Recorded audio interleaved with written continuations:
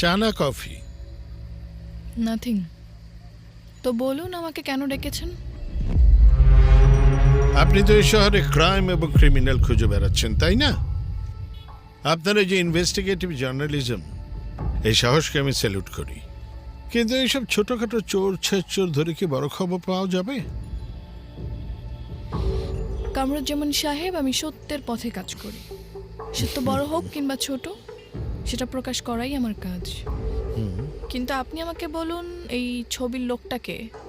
ওর নাম আজান, নামে মেকানিক, কিন্তু এই মেকানিক নামের আড়ালে ওই এই শহরের সবচেয়ে বড় মাফিয়া। চাঁদাবাজি, অস্ত্রবাজি সবকিছুই চলে ওর ইশারায় এই শহরে। লোহাগড় আয়রন ওয়ার্কশপ নামে ওর একটা ওয়ার্কশপ আছে। এই ওয়ার্কশপ নামের আড়ালেও সবকিছু করে। সবাই সবকিছু জানে, কিন্তু কেউ কিছু বলে না। আচ্ছা, তো এখানে আমি কি করতে পারি?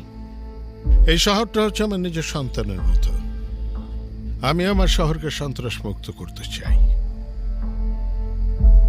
কিন্তু আমার কাছে তো ক্যামেরার শক্তি নেই। সেটা আপনার কাছে আছে।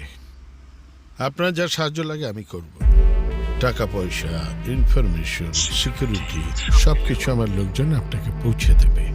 আপনি শুধু প্রমাণ বের করুন আর ওর মুখোশটা খুলে দিন। স্যার, আমি কারো পক্ষ হয়ে কাজ করি না। তবে আপনার অভিযোগ যদি সত্যি হয়, তাহলে আপনাকে কথা দিচ্ছি, এই লোহাগড়ের মানুষ এই মাফিয়ার আসল চেহারা দেখবে। কথা দিচ্ছি। আমি জানি আপনি পারবেন। Thank you so much.